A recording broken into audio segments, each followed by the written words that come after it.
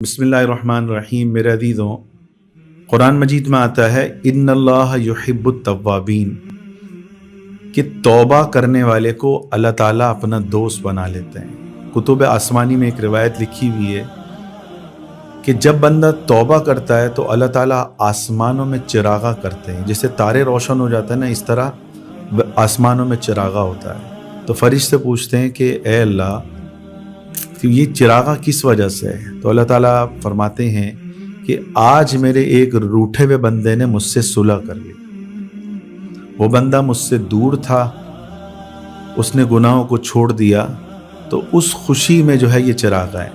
اچھا، اس پر جو ہے ایک صحیح ستہ بخاری یا مسلم میں ایک حدیث بھی ملتی ہے کہ بندہ جب توبہ کرتا ہے تو اس کی توبہ سے اللہ اتنا خوش ہوتے ہیں، اتنا خوش ہوتے ہیں۔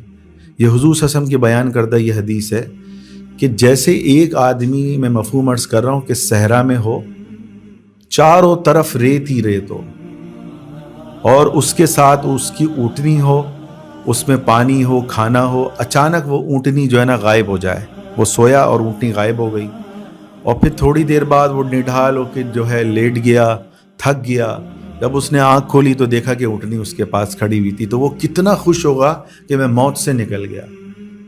تو اسی طرح حدیث میں آتا ہے کہ اس اونٹنی کے ملنے پر اس بندے کو جتنی خوشی ہوگی جو موت کے منہ سے نکلا ہے، اللہ تعالیٰ کو بندے کی توبہ پر اس سے زیادہ خوشی ہوتی ہے۔ پر میں آپ کو ایک واقعہ سناؤں گا، بڑا عجیب و غریب ہے، کہ جس کو ہمارے حضرت جی شیخ ثانی نے بارہا اس کو سنایا۔ وہ واقعہ کیا ہے؟ فرماتے ہیں، میں شہر کا نام نہیں لوں گا کہ اس میں کسی بندے کے گناہ کا ذکر آ رہا ہے تو وہ لوگ سمجھ جائیں گے۔ تو فرماتے ہیں کہ پنجاب میں ایک مدرسہ ہے، مدرسہ رحمانیہ، وہاں میرا جانا ہوتا ہے۔ وہاں ایک بزرگ ہیں، حاجی صاحب ان کا نام ہے، تبلیغ میں بھی لگے ہوئے ہیں، میرے سے بھی اصلاحی تعلق ہے، اور انہوں نے اسی نسبت سے مدرسہ بنایا ہوا ہے۔ تو میرا وہاں ختم بخاری پہ جانا ہوتا ہے۔ وہ ایک دن مجھے کہنے لگے کہ حضرت، میرے ایک کزن ہیں، وہ 35 سال سے اس شہر کے MNA ہیں، اور اس شہر کے سب سے مالدار شخصیت ہے، اور سب سے پاورفل شخصیت ہے، اور ارب پتی انسان ہے۔ اس میں کچھ خوبیاں بھی ہیں تو کچھ برائیاں بھی ہیں۔ پھر کہنے لگے وہ خوبی اس کی یہ ہے کہ وہ غریبوں میں مدد بہت کرتا ہے، اور جو قسمہ پرس ہوں، قرض میں ڈوبے ہوئے ہوں، بچیوں کی شادی کرانا، اس معاملات میں وہ آگے ہے۔ اس کی برائی، اس میں جو سب سے زیادہ برائی ہے کہ اس کے والد نے بچپن میں ہی اس کو تعلیم حاصل کرنے کے لیے UK بھیج دیا تھا۔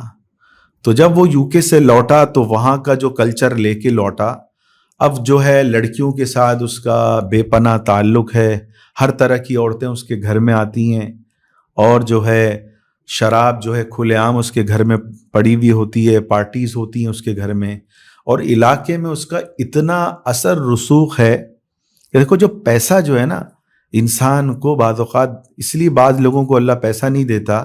ہمارے بڑے کہتے ہیں کہ اللہ کو پتہ ہے کہ اس کے پاس زیادہ پیسہ آ گیا تو یہ جو ہے ایسا اونٹ بن جائے گا کہ جو رسی کو توڑوا کے بھاگے گا اور جگہ جگہ منہ مارتا رہے گا۔ تو شراب اور زنا اس کی یہ روٹین بنی ہوئی، عیاشی کرنا، تو کہنے لگے یہ اس کے اندر برائی ہے، اور اتنا اس کا اثر رسوخ ہے کہ 35 سال سے وہ اس علاقے کا MNA ہے۔ اگر وہ اپنی جگہ کسی کھمبے کو بھی کھڑا کر دے تو بھی اسی کھمبے کو ووٹ ملے گا، اتنا جو ہے لوگ اس کی عزت کرتے ہیں۔ تو کہنے لگے حضرت، میں چاہتا ہوں کہ آپ کی اس سے ملاقات کراؤں۔ تو حضرت کہنے لگے ٹھیک ہے، آپ میرے پاس لے آنا۔ فرماتے ہیں کہ اگلی دفعہ جب میں بیان کے لیے گیا، وہ حاجی صاحب کہنے لگے حضرت، میں اپنے کزن کو لانا چاہتا ہوں جس کی میں نے آپ کو کہانی سنائی تھی۔ حضرت فرمانے لگے، میں نے حاجی صاحب سے کہا کہ آپ MNA صاحب کو میرا سلام کہہ دیجیے گا، اور کہیے گا کہ حضرت آپ سے ملنا چاہتے ہیں۔ تو جب میں اگلی دفعہ جو ہے بخاری شریف کے ختم کے لیے وہاں پہ گیا تو حاجی صاحب کہنے لگے کہ وہ MNA آپ سے ملنا چاہتے ہیں اور آپ اس کے پاس چلیں اور پھر ہم اس سے بات کرتے ہیں۔ تو میں نے حاجی صاحب کو کہا کہ آپ اس سے میری یہ بات کہیں کہ عربی کا مقولہ ہے کہ برا فقیر وہ ہے جو مالدار کے پاس جائے، تو اس کو ان کو یہ کہیں کہ کوشش کریں کہ وہ طلبگار بن کے میرے پاس آئیں، ان کو زیادہ فائدہ ہوگا۔ اگر وہ نہیں آ سکتے تو پھر میں ان کے پاس حاضر ہو جاتا ہوں۔ تو جب حاجی صاحب نے اس MNA کو کہا تو اس نے کہا کہ میری جو ہے پجاروں نکالو، میں ان کے پاس جاتا ہوں۔ چنانچہ وہ حضرت کے پاس پہنچا اب مدرسہ وہ بڑا مدرسہ 400-500 طلبہ نے دیکھا کہ بھائی MNA صاحب آئے ہیں حضرت کے بعد، تو حیران ہو گئے کہ وہ بندہ جو ساری زندگی گناہ کرتے کرتے 65 سال گزار دیے، آج کبھی ہم نے اس کو مسجد میں نہیں دیکھا اور آج مدرسے میں آ رہا ہے حضرت سے ملاقات کرنے۔ تو وہ MNA کی جب حضرت سے ملاقات ہوئی، حضرت نے اس کو توبہ کے کلمات پڑھائے، اس کو سمجھایا، اللہ کی محبت بیان کی، توبہ کے فضائل بیان کیے، اللہ سے تعلق کے فوائد بیان کیے۔ تو حدیث شریف میں آتا ہے جب بندہ گناہ کرتا ہے نا تو اس کو دل پہ کالک آ جاتی ہے، اور جب وہ نیکی کرتا ہے، جیسے وہ حدیث میں آتا ہے بنی اسرائیل کا وہ گناہ گار جس نے 99 لوگوں کو قتل کیا، پھر وہ ایک شخص کے پاس آیا جو غیر عالم تھا، عابد تھا، عبادت گزار تھا۔ اس سے پوچھا میری توبہ ہوگی؟ اس نے کہا نہیں، تمہاری توبہ کیسے قبول ہوگی؟ اس نے اس کو بھی قتل کر دیا۔ 100 قتل کر کے ایک عالم کے پاس آیا اور عالم کو کہا تو عالم نے کہا کہ ہاں تمہاری توبہ، اس کو دوبارہ ندامت ہوئی۔ عالم نے کہا بالکل، اللہ بڑا غفور الرحیم ہے، تم نیک لوگوں کی بستی کی طرف چلو تو اللہ جو ہے تمہارے پچھلے گناہوں کو معاف کر دے گا۔ تو حدیث میں یہ آتا ہے وہ نیک لوگوں کی بستی کی طرف چلا اور اس کی موت آ گئی، اسی عمل کی وجہ سے کہ وہ نیک لوگوں کے طرف گیا، اللہ نے اس کی مغفرت کر دی۔ تو یہ حاجی صاحب بھی حضرت کے پاس آئے تو اس آنے کی برکت سے جو دل پہ کالک تھی وہ دل کی کالک دور ہوئی۔ اس لیے ہمارے بڑے کہتے ہیں کہ تبلیغ اجتماع ہو یا اللہ والوں کے پاس جانا، یہ بھی جو ہے نا ایک قلب کو منور کرنے کا اور دل کی کالک کو دور کرنے کا ذریعہ ہے۔ تو وہ MNA حضرت سے کہنے لگے حضرت آپ نے جو توبہ کی بارے میں اتنی باتیں کریں تو میری توبہ کا تو فائدہ ہی نہیں ہے، میں نے تو ساری زندگی گناہگار کیے، توبہ تو وہ کرے کہ جس نے کبھی نیکی کی ہو، میں نے تو گناہ ہی گناہ کیے، میری توبہ کیسے قبول ہوگی؟ اس لیے علماء فرماتے ہیں کہ اللہ کی رحمت سے نا امید ہونا، کہ ایسا سمجھنا کہ میرے گناہ معاف نہیں ہوں گے، یہ سوچنا بھی کبیرہ گناہ ہے۔ تو حضرت نے فرمایا کہ نہیں، آپ نے گناہ کیے تو ساتھ ساتھ نیکی بھی کی ہوگی۔ اس نے کہا نہیں حضرت، میں تو نہ جمعہ پڑھتا ہوں، نہ نماز پڑھتا ہوں، عید کی نماز بھی میں نہیں پڑھتا۔ حضرت نے کہا کہ مجھے آپ کے بارے میں معلوم ہوا ہے، یاد رکھو نیکی کا تعلق مصلی سے اور تسبیح سے نہیں ہے۔ آپ غریبوں کی مدد کرتے ہو، کسی کا قرض ہوتا ہے وہ اترواتے ہو، بچوں کی شادیاں کرواتے ہو، کسی کی جاب لگوانی ہو گورنمنٹ میں اس میں آپ ہیلپ کرتے ہو۔ کہنے کا ہاں حضرت وہ تو میں کرتا ہوں۔ تو فرمانے لگے یہ بھی تو نیکی ہے، کسی مسلمان کی پریشانی دور کر دینا، یہ تو 70 سال کی نفلی عبادت سے زیادہ ثواب کا کام ہے۔ حضرت نے ان کو اور اطمینان دلانے کے لیے کہا کہ بھئی آپ تو کلمہ گو ہیں، اللہ کو مانتے ہیں، اللہ کے رسول کو مانتے ہیں۔ کہنے لگے حضرت میں بڑا گناہ گار ہوں لیکن اللہ پہ مجھے یقین ہے، اللہ کے رسول کی رسالت پہ بھی مجھے یقین ہے۔ تو میں نے اس کو پھر تسلی دی، توبہ کے کلمات پڑھائے، اور پھر میں نے کہا بھئی آج کے بعد تم کبھی نماز نہیں چھوڑنا، اور کوشش کرو کہ ایک تسبیح استغفار اور ایک تسبیح درود شریف کی پڑھ لو۔ اس نے کہا ٹھیک ہے حضرت، میں اس کا اہتمام کرتا ہوں۔ اور پھر حضرت فرماتے ہیں میں نے اس سے کہا کہ بھائی کوشش کرو کہ جب بھی گناہ ہو جائے اللہ سے رو رو کے معافی مانگ لو۔ اگر رو رو کے نہیں مانگ سکتے تو ندامت سے معافی مانگ لو کہ اللہ میں کتا ہوں، کمینہ ہوں، اتنے سال میں نے آپ کو ناراض کیا، اللہ میرے گناہوں کو معاف کر دے۔ تو کہنے لگا ٹھیک ہے حضرت، میں اس کا اہتمام کرنے کی کوشش کروں گا۔ گھر پہ وہ گیا، راستے میں سوچتا رہا کہ میں نے اتنے گناہ کیے، اس کے دل کا زنگ دور ہو گیا ایک اللہ والے کی صحبت کی برکت سے۔ اسی لیے دیکھیں صحابہ نے شراب پی، بڑے سے بڑے گناہ کیے، اس سب سے بڑا گناہ جو ہم نے بھی نہیں کیا، بتوں کی عبادت کی ساری زندگی، مگر اللہ کے نبی کی صلی اللہ علیہ وسلم کی ایک سیکنڈ کی صحبت پہ ان کے دل میں اتنا ایمان آ گیا کہ ہزاروں لاکھوں آج کے دور کے مسلمانوں کے دل میں بھی اتنا ایمان نہیں ہوگا جو صحابہ کے دل میں آیا آپ صلی اللہ علیہ وسلم کو ایک مرتبہ دیکھنے کی برکت سے، اور آپ صلی اللہ علیہ وسلم کی مجلس کی برکت سے، کہ آپ صلی اللہ علیہ وسلم کی سینے سے جو نور نکلا، آنکھوں سے جو نور نکلا، وہ ان صحابہ کے جو کفر کی حالت میں ساری زندگی رہے ان کی جو ہے دل میں آیا، اور پھر ان کا دل منور ہو گیا۔ یہی کیفیت، اسی لیے کہتے ہیں اللہ والوں کی مجلس میں جانا جو ہے باعث برکت ہوتا ہے۔ تو وہ صرف حضرت کو ایک دفعہ اس نے دیکھا اور کیا اس کے اندر تبدیلی آئی، اپنی بیوی کے پاس گیا، کہنے لگا کہ بھائی ساری شرابوں کو جو ہے نا بہا دو، اور جو ایک بوتل بھی مجھے اس گھر میں نظر نہیں آنی چاہیے۔ اور پھر کہا کہ جن عورتوں سے میرا تعلق تھا ان سب کو جو ہے آج کے بعد کوئی بھی اس گھر میں داخل نہیں ہوگا. پھر اپنے گارڈوں کو بلایا, کوئی عورت اس گھر میں داخل نہیں ہوگی. پھر جو اس کا اسسٹنٹ تھا اس کو کہا کہ جتنی عورتوں سے میرے تعلقات تھے سب کو 10-10 لاکھ روپے دو, ان کو بولو وہ اپنے گھر لیں, یا جس کے پاس گھر نہیں ہے وہ گھر لے, اور جس کے پاس گھر ہے وہ یہ 10 لاکھ روپے رکھے, لیکن آج کے بعد میرے گھر پہ کوئی بھی نہ آئے. اچھا, یہ سارا معاملہ جب ہو رہا تھا کہ شراب کو بہاؤ, عورتوں کو جو ہے آنے مت دینا, بیوی سوچ رہی تھی کہ اس نے اپنے شوہر کو بات نے بتایا, اور اس نے پھر جو ہے حضرت کو بتایا. بیوی سوچ رہی تھی کہ میری زندگی کی سب سے بڑی یہ 2 پریشانیاں تھیں, ایک شراب یا عورتیں, اور یہ جو ہے دونوں پریشانیاں ایک اللہ والے کی جو ہے ایک چند منٹ کی صحبت کی برکت یا چند گھنٹوں کی صحبت کی برکت سے دور ہو گئی. تو اس نے اللہ کا شکر ادا کیا. اور دوسری طرف تیسرے دن یہ دونوں میاں بیوی ٹی وی دیکھ رہے تھے, تو حج کا چل رہا تھا کہ حج کے لیے جو ہے فلائٹیں جا رہی ہیں. تو اس اپنی بیوی سے کہنے لگا کیوں نہ ہم حج کریں, میں درجنوں دفعہ یورپ گیا, امریکہ گیا, گناہ کر کر کے میں وہاں آیا, اور ساری زندگی میں نے گناہوں میں گزار دی, مگر میں نے مکہ مدینہ نہیں دیکھا, تو ہم حج کے لیے چلتے ہیں. تو حج کے لیے ویسی ہی فلائٹ جا رہی تھی. اسی وقت بیٹھے بیٹھے اس نے یہ وزارات مذہبی امور کا جو وزیر تھے اس کو فون کیا اور کہا کہ میں حج پہ جانا چاہتا ہوں. اس نے کہا میں آپ کو اسپیشل پیکج پہ اور اسپیشل پرسنلٹی پہ جو ہے MNA کی میں آپ کو بھجواتا ہوں. اور اس نے فوراً انتظامات کیے. چند دنوں میں یہ MNA اسلام آباد میں پہنچا ہوا تھا, اور جو ہے پھر یہ لوگ میاں بیوی حج پہ روانہ ہو گئے. جو علاقے کے لوگ ان کے حج پہ ساتھی تھے وہ کہتے ہیں کہ حج پر اس شخص نے اتنی لوگوں کی خدمت کری, اتنا اکرام کیا, اتنا اس نے پیسہ بہایا کہ جس کی کوئی انتہا نہیں. کہ بھائی یہ پیسہ جب اس کو پتہ چلا کہ تو اللہ کے راستے میں خرچ ہو رہا ہے, اور لوگوں کی پیسے کے علاوہ بھی اس نے خدمت کری, جتنا اکرام جتنا کر سکتا تھا کرتا. اور لوگ یہ کہتے ہیں کہ حج میں یہ ایسا ہو گیا جیسے یہ لوگوں کا غلام بنا ہوا ہو. خاص طور پہ علماء کی اور نیک لوگ جو تھے ان کے تو خدمت کرنا کا اس کا جذبہ ہی آگے سے آگے تھا. دوسری طرف اس MNA کو جو ہے ہارٹ کا بھی مرض تھا. اس کو اور اللہ کا خوف ہوا کہ اگر میں مر گیا تو میں جتنی نیکیاں کر سکتا ہوں کر لوں, میں نے کتنے گناہ کیے. اچھا, میں آپ کو قرآن کی ایک آیت سناتا ہوں. بندہ جب گناہ کرتا ہے تو اس کے دل میں پھر شیطان آتا ہے کہ بھئی میں تو اتنا بڑا گناہ گار ہوں, میری توبہ کیسے قبول ہوگی. اسی لیے علماء نے اللہ کی رحمت سے نا امید ہونے کو کبیرہ گناہ لکھا ہے. جتنا بھی گناہ ہو جائے بندہ اللہ کی رحمت سے نا امید نہ ہو. بلکہ قرآن میں تو اتنی عجیب آیت ہے کہ جو شخص توبہ کرے گا, اللہ کیا کہہ رہا ہے, فَأُولَئِكَ يُبَدِّلُ اللَّهُ سَيِّئَاتِهِمْ حَسَنَاتٍ, کہ جو شخص سچے دل سے توبہ کرے گا اللہ اس کے گناہوں کو نیکیوں میں بدل دے گا.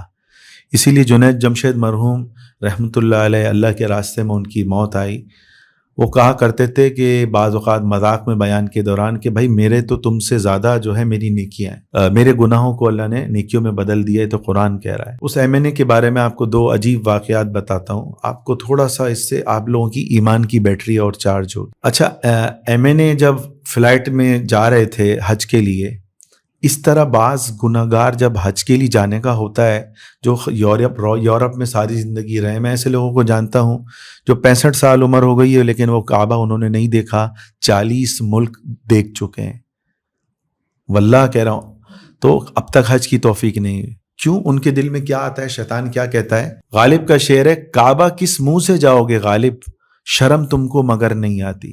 یعنی شیطان نے غالب کے دل میں یہ بات ڈال دی, اور یہ شعر مشہور ہو گیا اب لوگوں کے دماغ میں کہ میری اوقات ہی نہیں کہ میں اللہ کے نبی صلی اللہ علیہ وسلم کے روزے کی طرف جاؤں. ہمارے حضرت شیخ اول حکیم اختر صاحب رحمۃ اللہ علیہ, اللہ ان کی قبر پر کروڑوں اربوں رحمتیں جو ہے نازل فرمائے. اس کے برخلاف کہ یہ شعر غالب نے غلط کہا, اس کو پھر شعر کو انہوں نے صحیح کیا, اور وہ کیا کہا حضرت رحمۃ اللہ علیہ کے جو اشعار تھے, ہم اسی منہ سے کعبے جائیں گے, شرم کو خاک میں ملائیں گے, ان کو رو رو کے ہم منائیں گے, اپنی بگڑی کو ہم بنائیں گے. کہ میں اسی منہ سے کعبے کو جاؤں گا, رو رو کے میں اپنی بگڑی بناؤں گا. یہ حضرت والا کے اشعار ہیں. تو اس طرح کسی کے دل میں آئے تو وہ یہ شعر کو سنے اور یاد رکھے, ان اللہ یحب التوابین, اللہ تعالیٰ توبہ کرنے والے سے محبت کرتے ہیں. تو کبھی بھی آئے تو قرآن کی یہ آیت سامنے آ جائے. اب یہ MNA, یہ تو میں نے خانہ کعبہ کی ایک بات آئی تو میں نے ضمناً بتا دی. یہ MNA جب مسجد نبوی کو جا رہے تھے, رواں دوا تھے مکے سے مدینے کی طرف، تو راستے میں رو رہے تھے، سوچا کہ میں کس منہ سے میں اللہ کے نبی صلی اللہ علیہ وسلم کے سامنے جاؤں، تو اسی وقت انہوں نے داڑھی رکھنے کی نیت کر لی۔ لوگوں کو انہوں نے اپنی جو بعد میں جو لوگ ان کے پاس آئے تھے ملاقات کے لیے، انہوں نے یہ سٹوری سنائی کہ داڑھی میں نے کس طرح رکھی۔ تو فرماتے ہیں کہ جب میں آپ صلی اللہ علیہ وسلم کے روزے کی طرف جا رہا تھا، مدینے کی طرف جا رہا تھا، تو میں نے داڑھی رکھنے کی پکی نیت کر لی۔ اور میں داڑھی کے بارے میں ایک بات بتا دوں، ہمارے بڑے فرماتے ہیں کہ جو لوگ اللہ کے نافرمان ہیں، جنہوں نے آپ صلی اللہ علیہ وسلم کو تکلیف دی، ساری زندگی فاسقوں فاجروں والا چہرہ بنایا، تو جو شخص قبر میں جب جائے گا اور آپ صلی اللہ علیہ وسلم کی شبیہ دکھائی جائے گی کہ اس شخص کے بارے میں کیا کہتے ہو، تو ہم کیا کہیں گے کہ اس شخص کا تو چہرہ ہی ہمیں پسند نہیں ہے۔ ہم کس منہ سے قیامت میں 2 جگہ آپ صلی اللہ علیہ وسلم کی ضرورت پڑے گی، 3 جگہ۔ سب سے پہلے آپ صلی اللہ علیہ وسلم کی شفاعت کی ضرورت پڑے گی، پھر حوض کوثر پہ آپ صلی اللہ علیہ وسلم نیک لوگوں کو اپنے ہاتھ سے پانی پلائیں گے۔ ہم کس منہ سے حوض کوثر پہ جائیں گے، کس منہ سے ہم جو ہے آپ صلی اللہ علیہ وسلم کی سے شفاعت کی امید رکھیں کہ ہمیں تو اللہ کے نبی کا چہرہ ہی پسند نہیں۔ اور اس بات کو یاد رکھیں، داڑھی رکھنا سنت نہیں، واجب ہے، واجب۔ ایک آدمی حج کر رہا ہے، علماء نے لکھا ہے اگر اس کی داڑھی نہیں ہے، حج کرتے ہوئے بھی لکھا جا رہا ہے کہ یہ اعلانیہ بغاوت کرنے والا شخص ہے، اس کو اللہ کے نبی صلی اللہ علیہ وسلم، انبیاء کے چہرے سے، صحابہ کے چہرے سے، اولیاء کے چہرے سے اس شخص کو نفرت تھی۔ تو گویا کہ داڑھی کاٹنے والا 24 گھنٹے گناہ کی حالت میں رہتا ہے۔ حدیث میں آتا ہے اللہ ہر گناہ کو معاف کر دیں گے، مگر جو اعلانیہ گناہ کرتا ہے اللہ اس کو معاف نہیں کریں گے، اور داڑھی منڈانا اعلانیہ گناہ ہے۔ اور داڑھی کے بارے میں حدیث میں آتا ہے اللہ کے فرشتے جو ہے زمین پر آتے ہیں اور یہ کلمات کہتے ہیں کہ پاک ہے وہ رب جس نے داڑھی کے ذریعے لوگوں کو زینت بخشی۔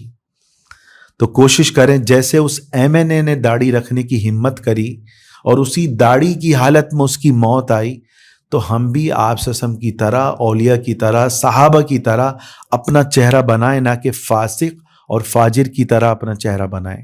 ایک تو اس کی ہمت کریں۔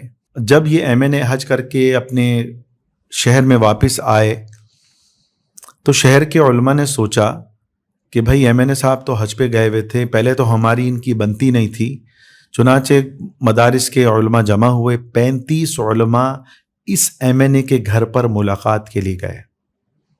یہ ایک ایک بندے سے یہ ایم-این-اے گلے ملا اور پھر کہنے لگا میں آپ کے لیے زمزم اور کھجور کا انتظام کرتا ہوں، آپ لوگ بیٹھیں۔ اور عصر کی نماز پڑھ کے فارغ ہوا۔ یہ سوچیں، حدیث میں آتا ہے بندہ ظہر کے بعد عصر پڑھتا ہے تو درمیانی وقت کے سارے گناہ معاف۔ اب اس کی بیوی سے کہا کہ بھائی شہر کے علماء ہیں اور تم جو بہترین جو ہے زمزم بھی دو، کھجورے بھی دو، اور 35 تم پیکٹ بناؤ۔ تو بیوی بھی پیکٹ بنانے لگ گئی اپنی ملازمات کے ساتھ، اور جب وہ پیکٹ بنا کے لوٹی تو یہ بندہ عصر کی نماز پڑھ چکا، چہرے پہ سنت رسول سجائی ہوئی، سر پہ ٹوپی رکھی ہوئی، اور جو ہے عصر کی نماز سے فارغ ہوئے۔ حدیث میں آتا ہے ایک نماز کے بعد بندہ دوسری نماز پڑھتا ہے، درمیانے وقت کے گناہ معاف۔ ہاتھ میں تسبیح، علماء سے 35 علماء سے ملاقات، ان کا نور اس کے سینے میں آ چکا، مسجد نبوی خانہ کعبہ سے نور لے کے یہ آ چکا، پچھلے سارے گناہ معاف۔ اور بیوی آئی تو دیکھا اس کی موت آ چکی تھی۔